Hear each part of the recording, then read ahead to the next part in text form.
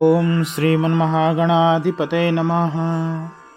श्रीलक्ष्मीनारायणाभ्यां नमः। अथ ज्येष्ठ शुक्ल एकादशी महात्म्य। भीमसेन उवाच। पितामह महाबुद्धे शृणु मे परमं वचः।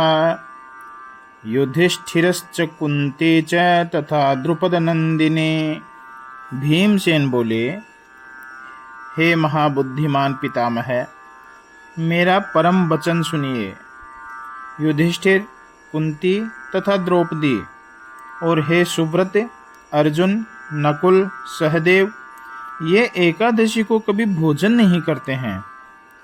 वे मुझसे सदा कहते हैं कि हे वृकोदर, तू भोजन न कर। हे तात, तब मैं उनसे कहता हूँ कि मेरी भूख दुस्सह है, मुझे सहन नहीं होती, अतः मैं व्रत नहीं कर सकता हूँ। मैं विधि पूर्वक भगवान की पूजा करूँगा और दान दूंगा, किंतु व्रत के बिना एकादशी का फल कैसे होवे, वह उपाय मुझे बताइए। भीमसेन के वचन सुनकर व्यास जी बोले कि यदि तुमको स्वर्ग अच्छा लगता है और नरक बुरा लगता है, तो दोनों पक्षों की एकादशी को भोजन नहीं करना चाहिए। भीमसेन फिर से बोले, हे पितामह, मैं आपसे कहता हूँ, मैं एक बार भी बिना भोजन रह नहीं सकता हूँ, फिर व्रत कैसे हो सकता है?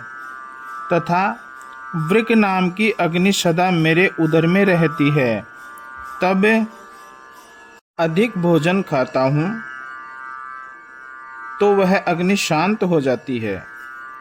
मैं एक ऐसा व्रत करने को समर्थ हूँ जिस व्रत से स्वर्ग की प्राप्ति हो, मैं उसे विधि पूर्वक कर लूँगा।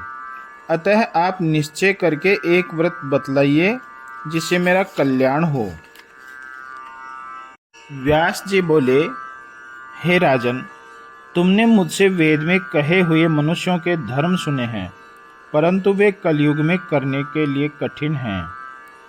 अब मैं सब पुराणों के सारभूत व्रत को कहता हूँ, जिसका सहज उपाय है और जिसमें बिना क्लेश के थोड़ा धन लगता है, तथा जो महाफल को देने वाला है। जो दोनों पक्षों की एकादशी के दिन भोजन नहीं करता है, वह नरक को नहीं जाता है। व्यास जी के वचन सुनकर भीमसेन पीपल के पत्ते के समान कांप गए और भयभीत होकर के बोले, हे पितामह, मैं व्रत करने को समर्थ नहीं हूँ, अतः क्या करूँ? इसलिए बहुत फल देने वाले एक व्रत को मुझसे कहिए। व्यास जी ने कहा कि वृष के अथवा मिथुन के सूर्य में ज्येष्ठ मास के शुक्ल पक्ष की एकादशी होती है, उसका यत्न पूर्वक निर्जल व्रत करना चाहिए। पंडित जन स्नान और आचमन में जल का त्याग न करें। एक माह से सोने की मणि डूबने योग्य जल का आचमन होता है। यह आचमन पवित्र और शरीर को शोधने वाला कहा गया है। अतः गौ के कान के समान हाथ से एक माह से आचमन के जल को पीवे। इससे कम या अधिक जल पीने से वह मद्यपान के समान होता है। और व्रत के दिन अन्न न खावे, नहीं तो व्रत भंग हो जाता है। एकादशी के सूर्योदय से द्वादशी के सूर्योदय तक जल न पीवे तो बिना प्रयत्न के ही 12 एकादशी के फल को प्राप्त करता है। द्वादशी के दिन प्रातः काल में अंधकार दूर होने पर स्नान करें और फिर विधि पूर्वक ब्राह्मणों को जल और स्वर्ण का दान करें। वह जितेंद्रिय पुरुष कृत्य होकर ब्राह्मणों के साथ भोजन करे। हे भीम, ऐसा करने से जो पुण्य होता है उसे सुनिए। संवत्सर के अंदर जो एकादशियां होती हैं, उन सब का फल इस एकादशी के व्रत से मिल जाता है। यह बात ठीक ही है। शंख, चक्र और गदा को धारण करने वाले भगवान ने मुझसे यही कहा है कि सब धर्मों को छोड़कर केवल मेरी ही शरण में आ जाओ। एकादशी के दिन निराहार व्रत करने से मनुष्य पापों से छूट जाता है। कलयुग में द्रव्य की शुद्धि नहीं है और न स्मार्त संस्कार ही होता है, और दुष्ट कलयुग के आने पर वेद की विधि तो रह ही कहाँ सकती है। हे वायुपुत्र, तुमसे बार बार और अधिक कहने से क्या लाभ है। दोनों पक्षों की एकादशियों में भोजन न करे और ज्येष्ठ के शुक्ल पक्ष की एकादशी को निर्जल व्रत करे। हे भीम, इस व्रत के करने से जो फल मिलता है उसे सुनो। सब तीर्थों के करने से जो पुण्य होता है और वह सब दानों के करने से जो फल होता है, इसका व्रत करके उन सब के फल को प्राप्त होता है।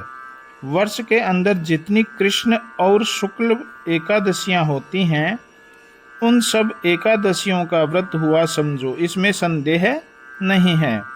धन, धान्य, बल, आयु, पुत्र, आरोग्य, धन आदि देने वाली उन सब एकादशियों के व्रत का फल, हे नरसिंह, इस एक एकादशी का व्रत करने से प्राप्त हो जाता है।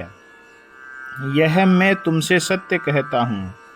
उसके पास बड़े शरीर वाले, भयंकर और काले पीले भयानक दंड और पाश को धारण करने वाले यम के दूत नहीं आते हैं, और पीतांबर धारण करने वाले, सौम्य मूर्ति, चक्र हाथ में लिए हुए तथा जिनका वेग मन के समान है, ऐसे विष्णु के दूत उस व्रती पुरुष को अंतकाल में विष्णु के लोक में ले जाते हैं।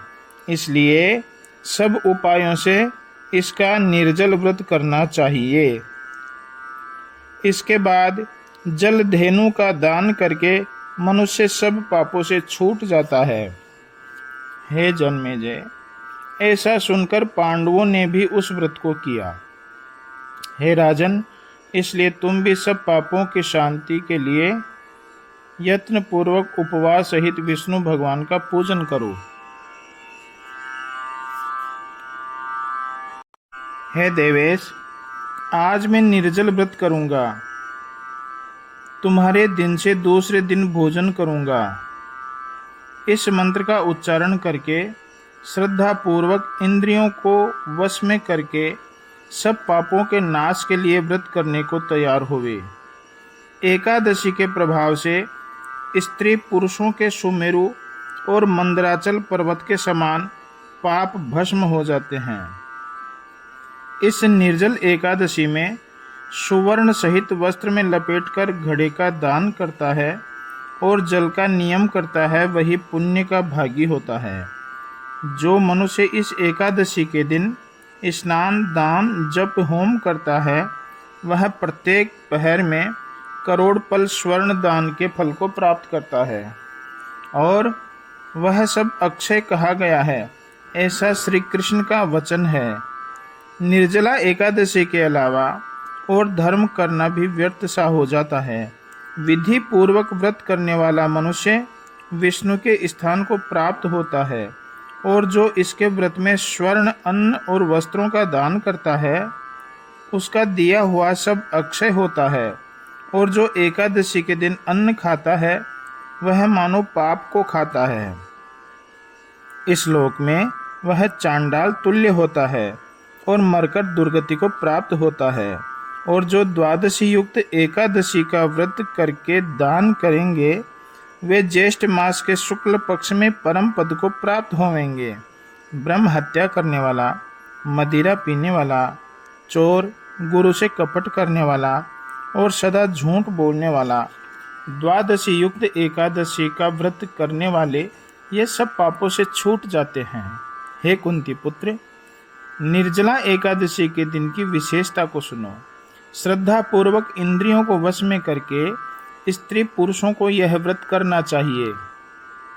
विष्णु भगवान का पूजन करके जल धेनु का दान करें अथवा प्रत्यक्ष धेनु का दान करें या घृत की गो का दान करें, और अनेक प्रकार के श्रेष्ठ मिष्ठान्न और दक्षिणा से, हे धर्म धारण करने वालों में श्रेष्ठ, यत्न पूर्वक ब्राह्मण को संतुष्ट करे। ब्राह्मणों के संतुष्ट होने पर मोक्ष को देने वाले विष्णु भगवान संतुष्ट हो जाते हैं। जिन्होंने इस एकादशी का व्रत नहीं किया है उन्होंने अपनी आत्मा से द्रोह किया है और वे पापात्मा तथा दुराचारी हैं, इसमें कोई संदेह नहीं है। जिस पुरुष ने इसका व्रत किया है उसने सदा आचारहीन अपने कुल के 101 पुरुष आगे के और इतने ही पीछे के अपने सहित वासुदेव के मंदिर में पहुंचा दिए हैं। जिन्होंने शांति के साथ दान करके भगवान विष्णु की पूजा की तथा व्रत करके रात्रि में जागरण किया है वे कुटुंब सहित विष्णु लोक को जाते हैं। निर्जला एकादशी के दिन अन्न, जल, गौ, वस्त्र, शैया, सुंदर आसन, कमंडलों और छाता ये सब वस्तुएं देनी चाहिए। जो सत्पात्र को दान करता है वह सुवर्ण के विमान में बैठकर निश्चय ही स्वर्ग लोक को जाता है।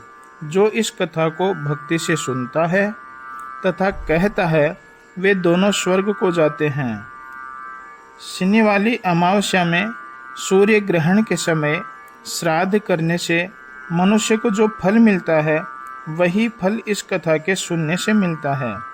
दंत धावन करके नियम करें कि मैं आज एकादशी का निराहार और निर्जल व्रत करूंगा। केशव भगवान को प्रसन्न करने के लिए आचमन के अतिरिक्त और जल न पीवे और द्वादशी के दिन देवताओं के देव त्रिविक्रम विष्णु भगवान का पूजन करें। गंध, पुष्प, दीप और जल से विष्णु भगवान को प्रसन्न करें और विधिवत पूजा करके इस मंत्र का उच्चारण करें। हे देवदेव ऋषिकेश, संसार नवतारक, हे देवताओं के देव, हे ऋषिकेश, हे संसार रूपी समुद्र से पार करने वाले, इस जल के कुंभ के दान से मुझे परम गति दीजिए। हे भीम, इसके बाद ब्राह्मणों को यथाशक्ति अन्न, वस्त्र, जूता और फलों के सहित घटों का दान देवे। और भी दान देने चाहिए परंतु जल और गौ का दान अवश्य करे। तत्पश्चात ब्रह्म भोज कराकर मौन होकर आप भी भोजन कर ले। इस प्रकार जो मनुष्य पापों को नष्ट करने वाली द्वादशी सहित एकादशी का पूर्ण व्रत करता है वह सब पापों से छूटकर भगवान के निर्दोष पद को प्राप्त करता है। इसके बाद इस एकादशी का व्रत भीमसेन ने किया, तभी से यह पांडव द्वादशी नाम से संसार में प्रसिद्ध हुई। ओम मंगलम भगवान विष्णुर्मंगलम गरुड़ध्वज मंगलम पुंडरीकाक्ष मंगलाय तनोहरे। बोलिए श्री कृष्ण भगवान की जय। ओम श्रीमन्महा